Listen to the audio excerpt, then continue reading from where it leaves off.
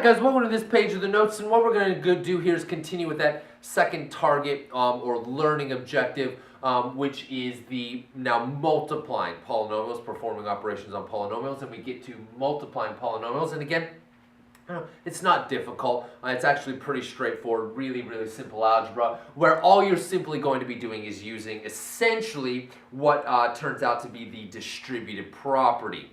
So we will use the distributive property to multiply polynomials, and here's the way that it's going to work. What you're going to wind up with is one polynomial multiplied by another polynomial, and those polynomials will just be in parentheses. Well, you know, anytime that you have a quantity multiplied by another quantity, sorry, hold up, that's my highlighter, I apologize. You just simply distribute that quantity through the parentheses, that is the distributive property, in order to, and then combine like terms, of course, if you have any. So here we go. Let's take a look at this first one.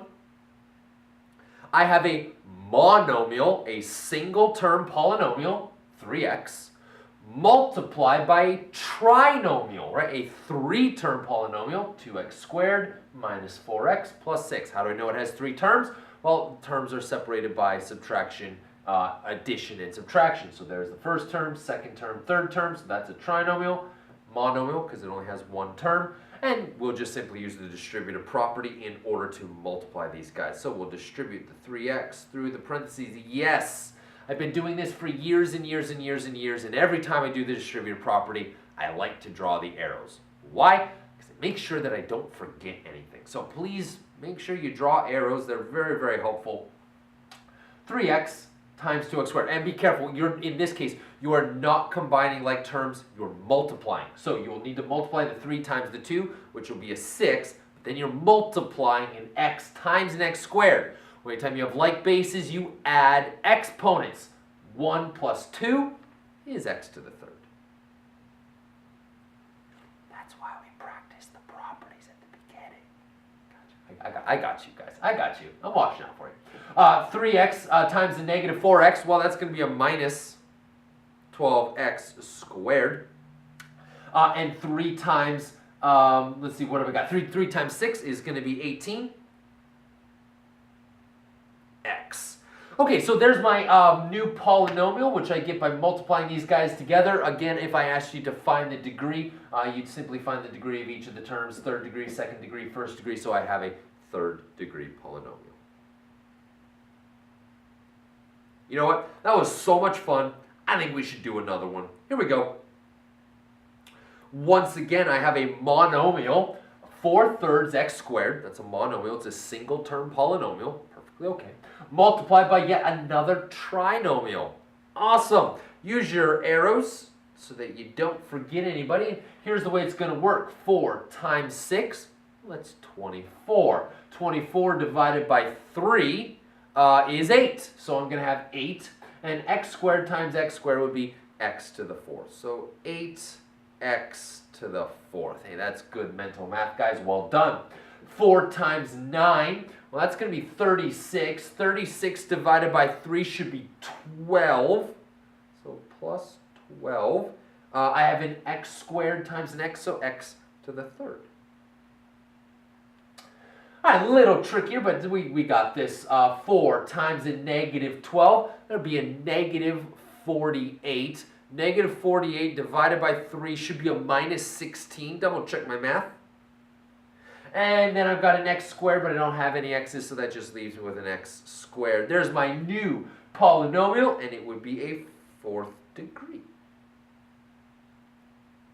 Awesome. We are crushing these things. Let's go ahead and do a couple more. Ooh, I like it. Once again, I have a monomial multiplied by a trinomial, but this time I try and throw an extra little wrinkle in there by making that monomial negative. That's okay, you guys got this.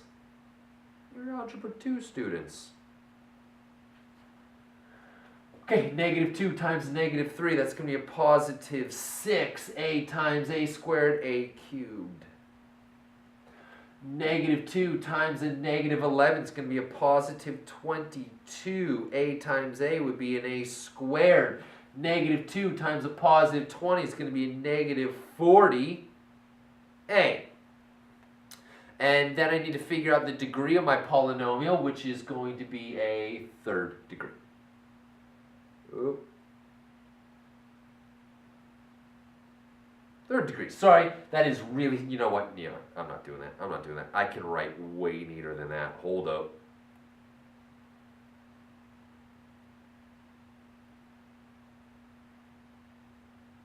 There we go. That looks better. Okay, I got another one for you here. Again, on these, I know you guys are really good at these. You should be able to move ahead of me and then just come on back and check your answers with me. I'm actually going to do these two ways because now they get a little trickier. What I've got is I've still got a trinomial. We've been dealing with trinomials in all the previous ones. But now, instead of multiplying that trinomial by a monomial, I'm now multiplying it by a binomial. Please notice that this is a polynomial with two terms. That n is a term and the 2 is a term. It is still the distributive property. It's just distributive property a little bit trickier. Let me show you how this is going to work. And there's a couple of ways that you can do it. You could either rewrite it or not rewrite it. It's totally up to you. It doesn't matter. I'm going to go ahead and rewrite this one.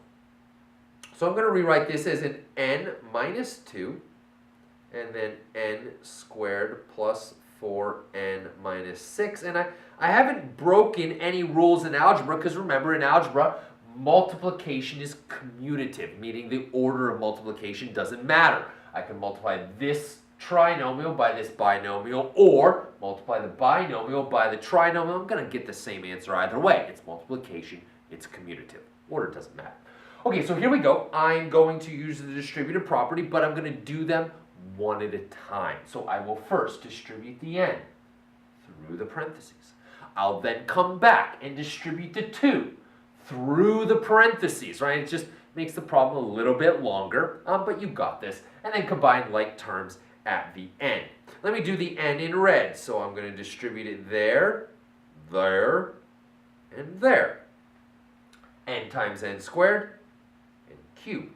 N times 4n would be 4n squared, and n times a negative 6 minus 6n. Now I come back and do the 2. So I will distribute the negative 2 there, there, and there. All right, so a negative 2 times n squared would be minus 2n squared. Negative 2 times a 4n would be a minus 8n. And a negative 2 times a negative 6 is going to be a positive 12. The last thing you need to do is combine like terms. Make sure you cross them off after you've used them so that you don't use them more than once. And write your polynomial in descending order. Start with the largest exponent, which is an n cubed. It's the only n cubed I've got, so it's the only one I write. And then I have a 4n squared and a minus 2n squared, which leaves me with plus 2n squared. I then have a negative 6n and a negative 8n, which should give me, let's see, where are we here? Should give me,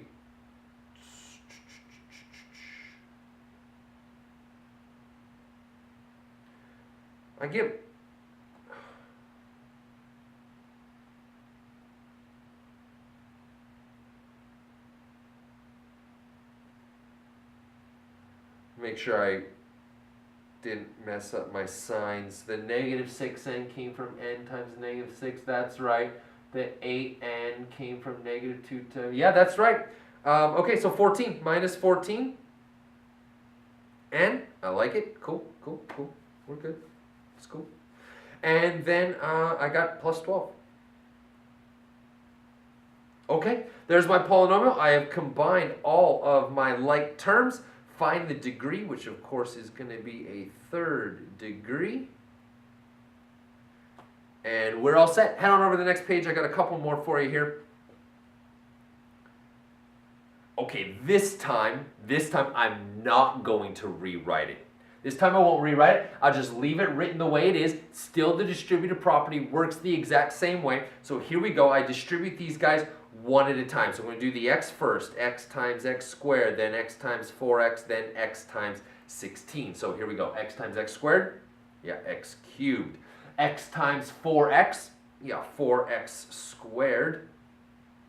And x times 16 plus 16x. Then I go ahead and do the 4. So negative 4 there, there, and there. All right, so that's going to give me a negative 4x squared. That's going to give me a negative 16x. And then a negative 4 times 16 should be minus 64.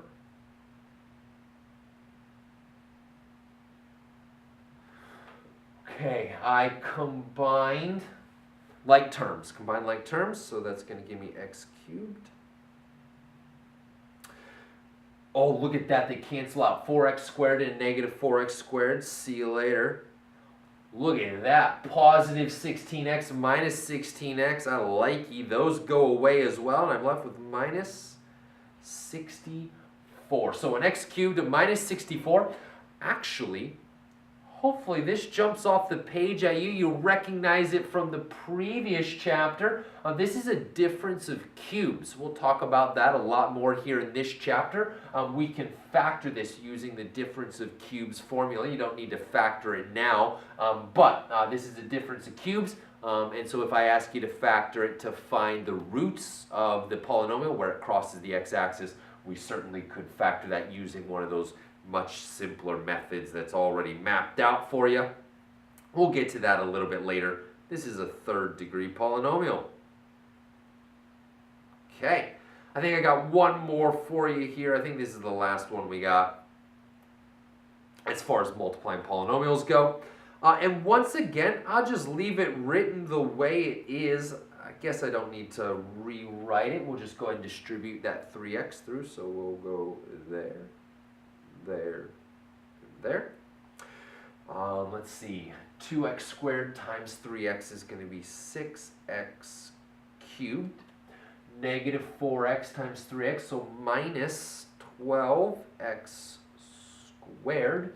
And 5 times 3 would be 15 plus 15x. Okay, then the negative 1. So the negative 1 needs to go there, there, and there. 2x squared times, actually, anytime you multiply by 1, it's going to be the same. We're just going to change everybody's sign. So it'll be a minus 2x squared plus 4x minus 5, right? Anything times 1 is itself, only if it's just a negative 1, so you just change everybody's sign. Combine like terms. Okay, let's see here. I got negative 12x squared and a minus 2x squared, so that'd be minus 14. X squared, those are gone. 15x and 4, so how about 19x? And I just got a minus 5 left over, and this is going to be a third degree polynomial. All right, guys, hopefully that makes sense when it comes to multiplying polynomials. You're just going to use the distributive property. Sometimes it's really simple. Sometimes it's a little bit more complicated, and you'll have to combine like terms. But in either case, it's just the distributive property. Go slow, take your time, watch your signs. You shouldn't have any trouble whatsoever. What I'm going to do on the next page of the notes is a couple of word problems. So flip on over to the next page and I'll meet you guys there.